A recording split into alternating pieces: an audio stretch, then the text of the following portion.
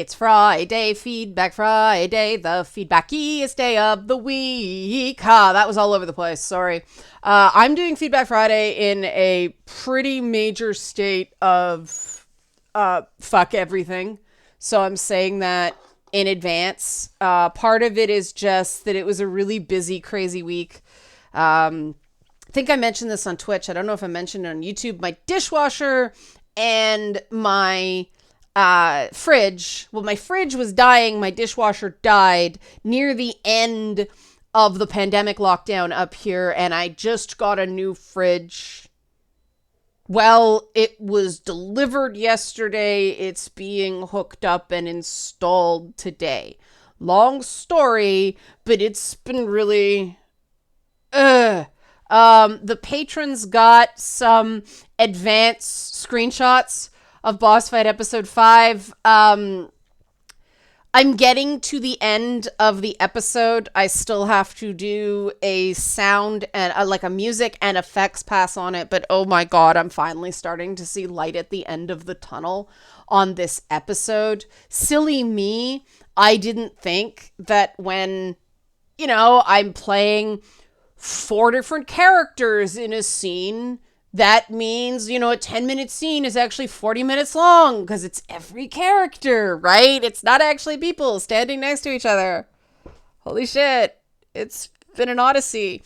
But yeah, the patrons did get some advanced screen grabs. I think they're very cute. I think the finished product is going to be good. So if you want to see them, help support this channel, become a monthly patron, patreon.com/LeannaK. So reading comments this week was an exercise in sucking up the negativity to get to the positives. And I really don't want to address the negativity because I don't believe it's in good faith. People mad at me about a hypothetical joke and accusing me of lying is really not worth my time. And that focusing on that does a disservice to people who are coming here and participating in good faith with positive intentions over a common love of nerd stuff. So I'm going to focus on the people here out of a common love of nerd stuff. And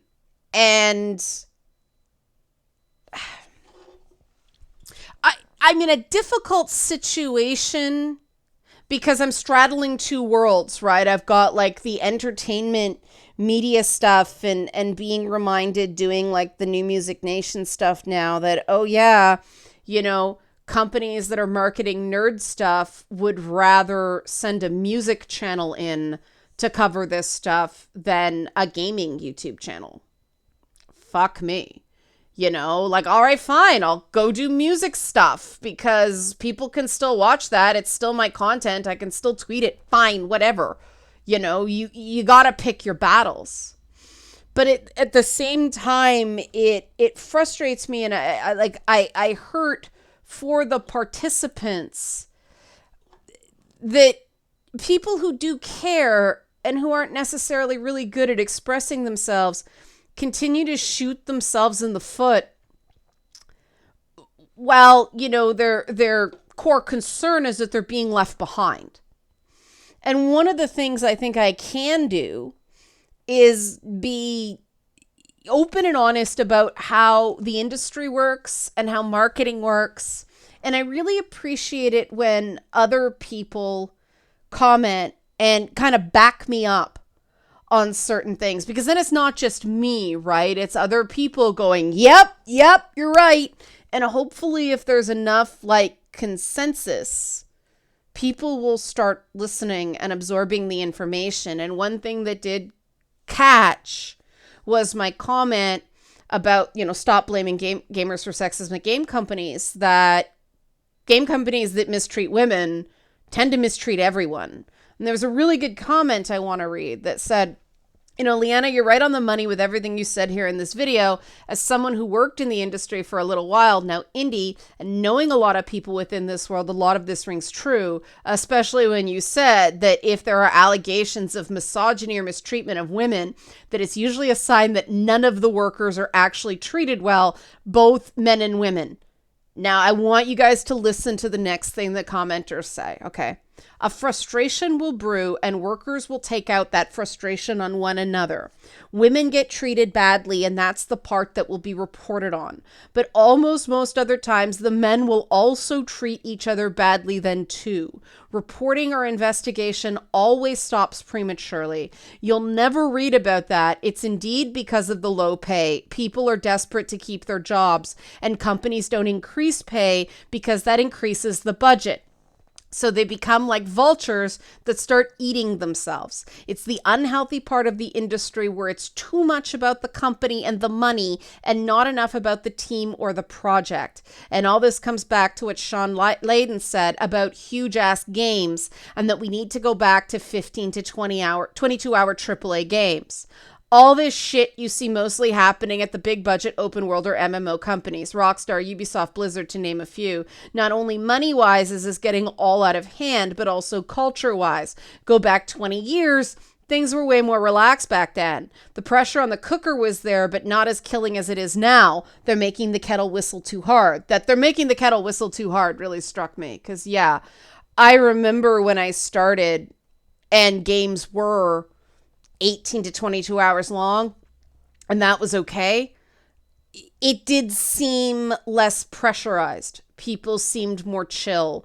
People seemed less scared. And some of you may remember back when The Witcher 3 came out, and I was like, this is a glorious game and a completely unsustainable model that nobody else can copy. Well, it turned out it was partially right and partially wrong. Even CD Projekt Red couldn't duplicate that with Cyberpunk. They could not create a game of that scope and that quality a second time. And the thing that's so silly about this whole push for more and more and more and more is that I know a lot of people who don't play these games because they're too long and they can't commit to the time. I know that's why I haven't played Assassin's Creed Valhalla yet. Far Cry 6 is my priority, just because I love the design in Far Cry games. Like, not the stories, the actual design of the gameplay. And so I will probably play Far Cry 6 on Twitch, and then Valhalla might be my winter break game. If I get a winter break this year, even odds. But they are too big, and so I don't start them. It is true that we've got to find, like, go back to AAA, or one could say actually start a AA tier with AAA teams where they offer like download only games, so you don't have to worry about store placement and everything like that, but they are those sort of 18 to 22 hour experiences. The problem is the art budgets have so ballooned on these games because everything has to be 4K and 60 frames per second and like super high resolution, and so it becomes so expensive that they want to amortize the costs over a 60 to 100 hour experience. And I get that, but it's killing their teams, right? And, I'm glad other people picked up on that because I believe very strongly, and other people, notice this in the comments, that yes, I consider myself a feminist, but I come at it from a position of equality. Expressions of racism, expressions of sexism, expressions of homophobia, expressions of transphobia. That is mistreating a person. And usually when someone mistreats a person, it isn't only in one way, right? Like, I find people who are mouthpieces for certain views, they have been mistreated, and that mistreatment, that dehumanization has become so normalized that they're like, well, I don't get any better. Why should you? And while I can't support their viewpoint, and I certainly can't support the way they express it, I can recognize that that response to mistreatment is real. And they were wronged. I do not believe that gives someone an excuse to wrong other people. I still don't understand why people, a lot of my morality, and I started playing with my wedding ring because my wedding ring is Superman. I don't know if it's been a while, so that's my wedding ring. It's a Superman ring. It's a diamond, get it? I used to sell jewelry, so I'm so not impressed with jewelry. You may notice I don't wear a lot of it. Just because I sold it, I'm like, this is shit. This is like overpriced nothing. But so when I got married, I'm like, oh God, the whole diamond ring thing. Diamond, Superman, see? And I mean, Superman and Lois are, to me, one of the, most awesome couples in comics.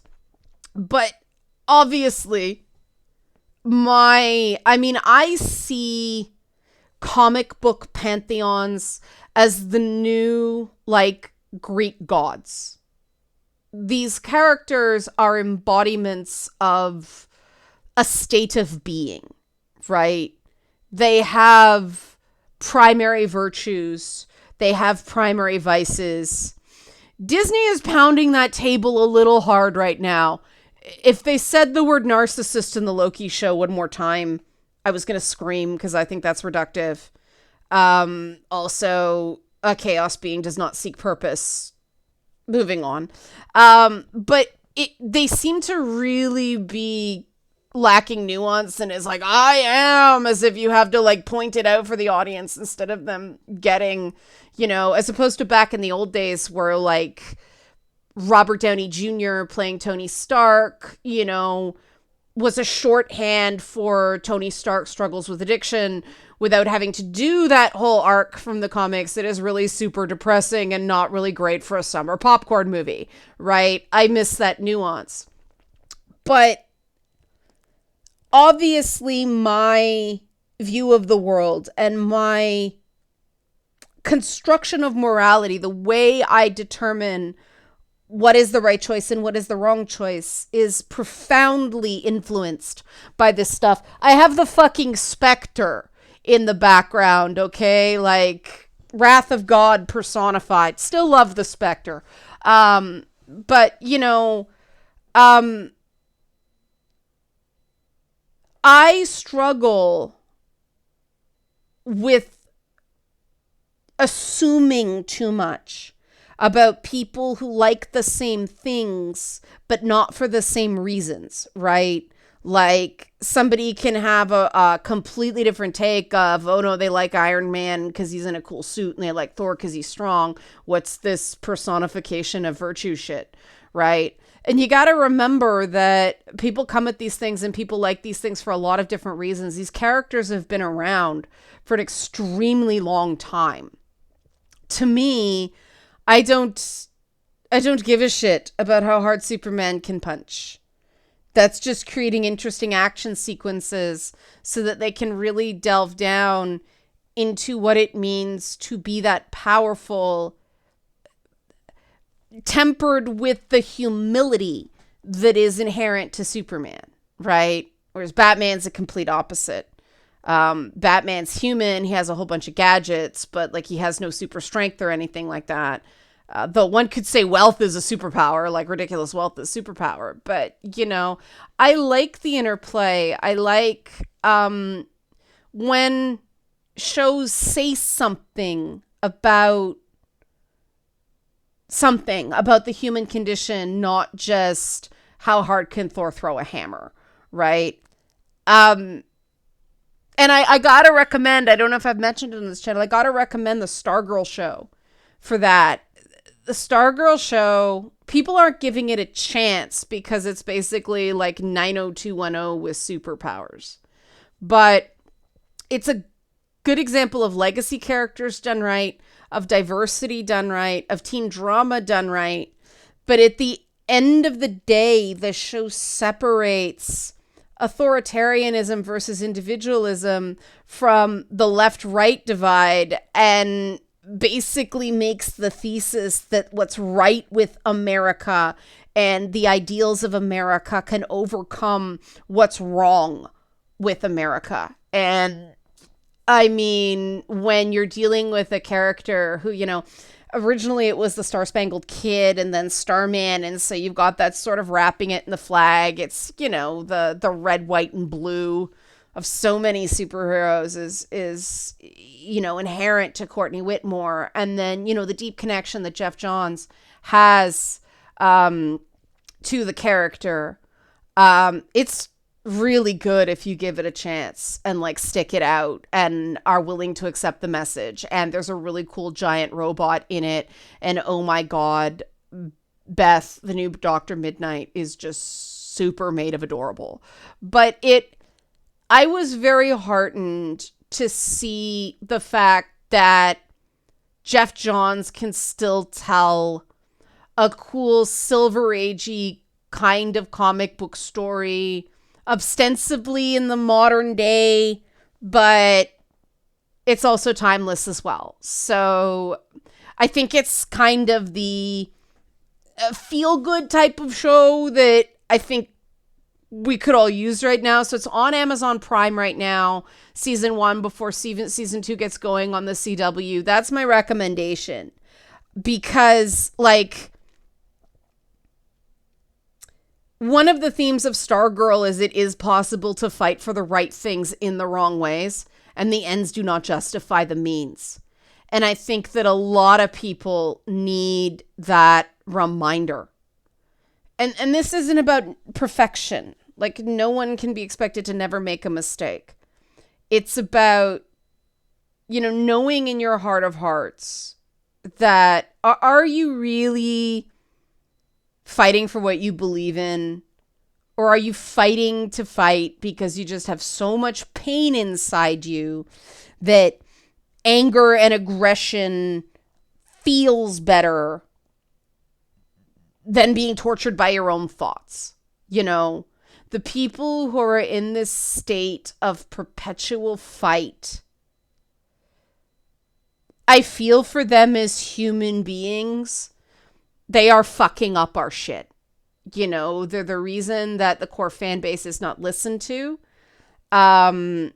There's a reason that people like me, who at the same time are not the core fan base, I would like more content that I don't have to go, I'm not the audience for this.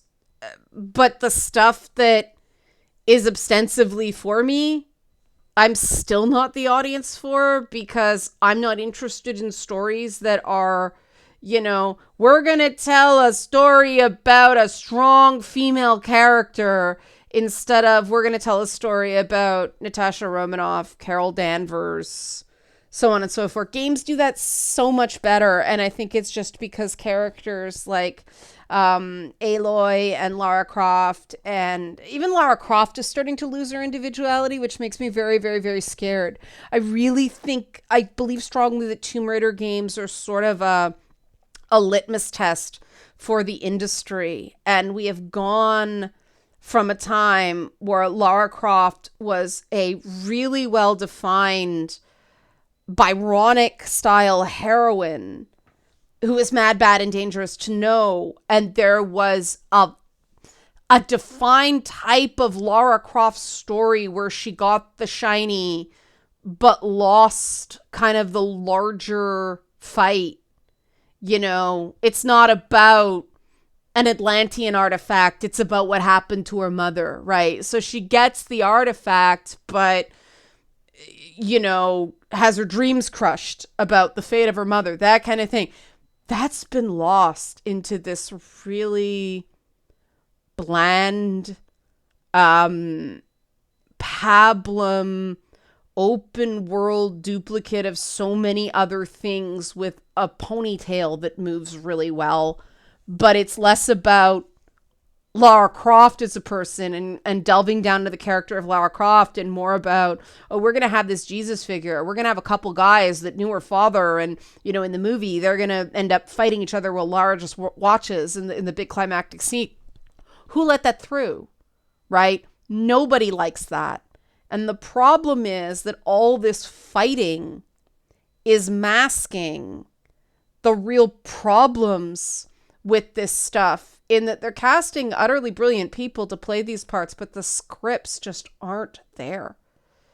And there's no reason that the scripts just aren't there, except for just too much interference and the higher ups at various companies. You know, there's a difference between Stargirl, made by Jeff Johns, who clearly has an intense connection because it's based on his late sister. Clearly has an intense connection and wants to do right by this. Whereas some of these other things that are guys trying to show what good people they are through female characters, and it's just not working. Like, write female characters the same way you write male characters, the only difference being there are different ground truths to being a woman in certain parts of history, but you don't try to tell a single story about all women. That's just not possible. And for God's sake, stop making the villain just be misogyny. For fuck's sake. Like, stop. And stop sidelining these women like you did in the Wonder Woman movie, like you do in the Black Widow movie. If their name's on the movie, rule of thumb, if a character's name is in the title, it should be about them. That's really getting lost. I don't know why. We can have conversations about this stuff. We can talk about the utterly brilliant performances that certain actors and actresses are bringing to these parts and still say they're being let down by subpar, by committee writing. What we can't do is go to war with people and start making this stuff super personal and demonizing people who don't have to be your enemy. I don't know how to break the cycle of distrust. I don't know.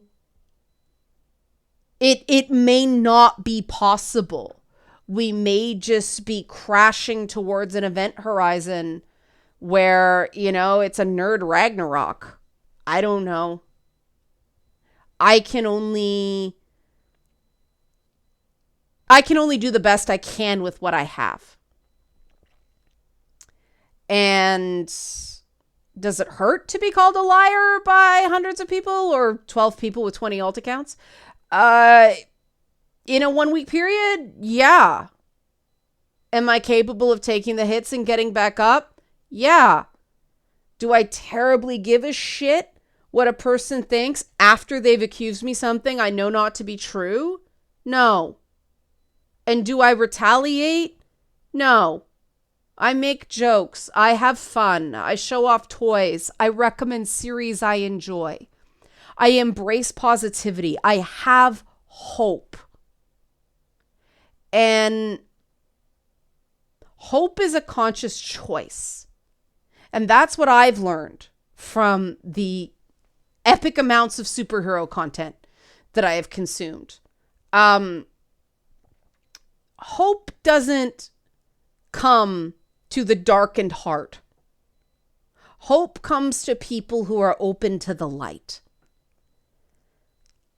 You can't just sit around and be miserable and expect hope to find you. You have to work on it. You have to make the conscious choice to be hopeful and not sink to the lowest common denominator and not let your demons just take you over and not try to get it back. Everybody slips. Everybody has low moments. Everybody makes mistakes. It's not an excuse to give up. Because as long as there's hope, there's possibility. And the minute you just go, they're not, no matter what I do, it's not going to change. You can't think that way. Not and be productive. Not and be a positive. You can't sit around complaining and wait for other people to be the change you want to see. You have to embody the change you want to see. And that's really hard because people don't trust that, and people try to tear you down, and people lie about you and make shit up, and unfortunately, a lie runs around the world before the truth can even get its pants on. We can do something about that. We can require evidence when there is an accusation. We can critically examine things in the service of truth seeking.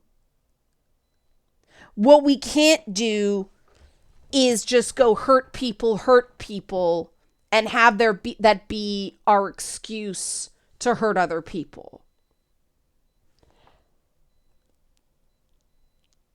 Superheroes make it very clear what category they put the hurt people who hurt people into. Those are supervillains, right? Those are the people that win in the second movie and not the first and third movie, right? We know what heroes embody, which means doing the right thing even when it's hard. You don't get credit for the latter if you're acting like the former. And too many people at too many games companies are doing that. They want this progressive champion of the world status while treating their own employees like shit.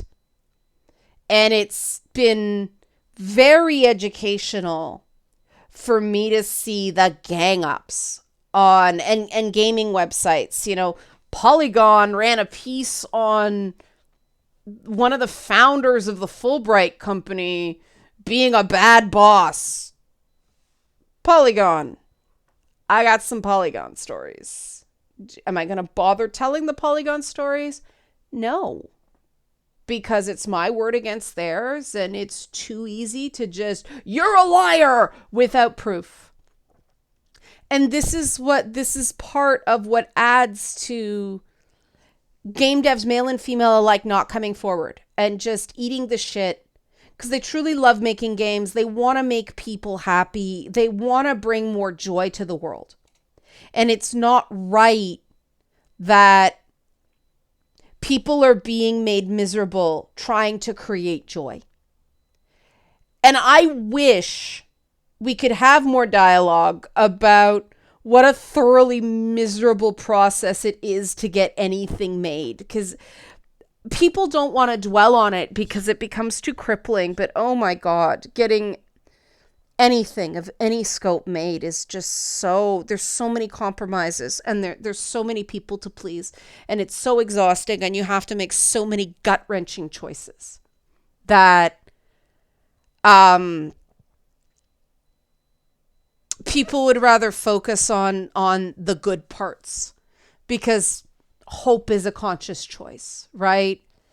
And I want to be really careful, you know, in my own anger at my own mistreatment. I'm glad that, you know, some male game devs felt validated because I think there's too much of a divide between men in the industry and women in the industry and non-binary people in the industry and so on and so forth, right? We are all people that in our own way love this stuff and want to make the best game possible. And then there's some psychopaths, no denial, but you know, and some parasitic personalities. We may not agree on what that looks like. Oftentimes we don't agree on what that looks like. Those debates can be very useful. I mean, I lectured yesterday on agency in video games and illusion of choice and like all this other stuff, meaningful choice versus illusion of choice. So agency versus autonomy, so on and so forth, right? There's a lot to still figure out, and that a lot of this stuff is speculative. A lot of this stuff is philosophical. For somebody like me, that's really exciting to be able to look at a map and realize there's still blank spaces. There's still things we don't know. There may be no single right answer, but damn it, let's try to find out, right? We actually have the ability to discover stuff and create new stories new types of stories, new types of characters. Gaming, unlike film and television, continues to create meaningful new IP that then gets turned into film and television shows. We are the creators in the creative space right now, and that's precious. It also makes it hard, right? Because there's a lot more risk and the profit margins are a lot lower. If I can make videos and occasionally make a game dev, male or female, feel like, hey, at least somebody knows what you're going through, great, awesome. I've done my part. Hopefully they'll support the stuff I'm working on when it finally, gets announced and comes out. But if you take away anything, take away the fact hope is a conscious choice. Hope doesn't just happen. Your heart isn't suddenly filled with hope from some external source. You have to work at it. You have to consciously commit to that being your compass, your North Star. Otherwise, despair is just easier. Giving up is easier. Of course it is. It takes less work. But what are you going to accomplish when you don't believe anything is possible, right? You have to believe something good can come. And that's the essence of hope. And your actions have to inspire hope. Your behavior has to set a positive example instead of, behaving terribly and going, you first, because you have it easier than me. You don't know that. You don't know a person's silent struggles. You don't know a person's private life. That's why it's called a private life. Assume everyone's got struggles because they do. Hope is a conscious choice, right? Right. Help support this channel. Become a monthly patron. Patreon.com/LeannaK. There's no good segue there. Have a great weekend. Thanks for watching.